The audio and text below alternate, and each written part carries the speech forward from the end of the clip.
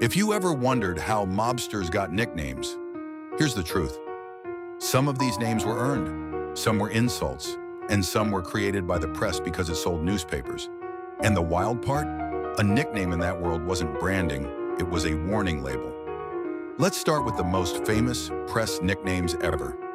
1. John Gotti, the Dapper Don, and the Teflon Don. John Gotti didn't just become famous for being a Gambino boss. He became famous for being camera ready. The FBI and press describe him as the Dapper Don because he showed up looking sharp, expensive suits, a polished image, and he didn't hide from attention. Then came the nickname that sounded like a movie title, the Teflon Don. Why? Because for a while nothing stuck. He beat multiple high-profile cases, and the media basically said, "Charges slide right off this guy." That's not a street nickname. That's a headline nickname. Still, it became permanent. 2. Vincent Gigante, Chin. Now compare that to Vincent Gigante. His nickname Chin wasn't marketing, and it wasn't a newspaper gimmick. According to accounts summarized in his biography, it traces back to his mother calling him a childhood diminutive related to Vincenzo. That's what makes mob nicknames so weird. One guy gets Teflon Don because of trials, another gets Chin because his mom basically gave him a baby nickname that never died. 3. Tony Accardo, Joe Batters, and the Big Tuna. If you want a nickname that tells you exactly what you're dealing with, Tony Accardo, one nickname tied to him is Joe Batters, and sources describe it as coming from his reputation for using a bat in brutal enforcement. Then there's the Big Tuna. According to his biography, the press dubbed him that after a fishing trip photo op where he caught a massive tuna. So you've got Joe Batters equals fear, Big Tuna equals a random newspaper moment, same guy. Two completely different vibes. 4. Richard Kuklinski, the Iceman. This nickname is infamous, the Iceman. Kuklinski's Iceman name is widely described as coming from authorities linking him to freezing a body to obscure time of death. That's not a funny mob nickname. That's a name that exists because investigators saw something that stuck in their brains forever.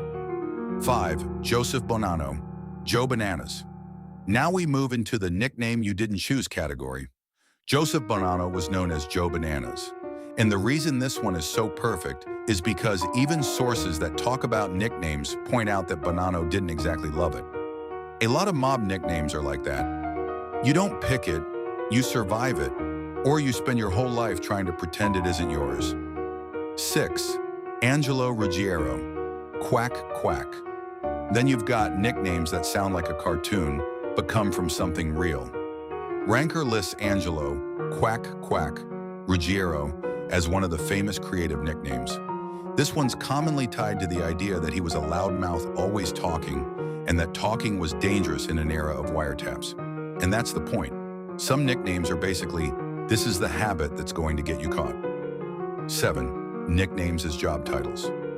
Here's the pattern you'll start noticing. A lot of mob nicknames fall into a few categories. A. The look Dapper Don style names. B. The behavior Quack Quack for the guy who can't stop talking. C. The method Joe Batters because you don't want to find out Iceman because investigators found something chilling. D. The press headline Teflon Don because cases didn't stick. 8. The funniest part, some are just food. This is where Ranker shines because it collects the absurd stuff. You'll see nicknames like Johnny Sausage, Big Tuna, and it's funny until you realize those names usually come from a neighborhood where everybody knows everybody. So you end up with this surreal reality. A guy can have a nickname that sounds like a deli order and still be someone you absolutely do not want problems with. 9. Why nicknames mattered. In that world, nicknames weren't just jokes. They did 3 things. They identified you fast, they told your reputation, they carried fear without explanation. Because if someone says, yeah, that's Joe Batters, nobody asks follow-up questions. 10. Quick lightning round. Here are my best of categories. Best press nickname. Teflon Don best image nickname. Dapper Don, most accidental nickname. Chin, most terrifying nickname. Origin Iceman best. You didn't choose this. nickname, Joe Bananas. Best ridiculous nickname that still sounds dangerous, Quack Quack. And if you want a part 2, I'll do a full episode on nickname psychology, how these names spread, who gives them, and how they become permanent. Comment nicknames if you want the next drop. 10 more mob nicknames that sound fake, but weren't.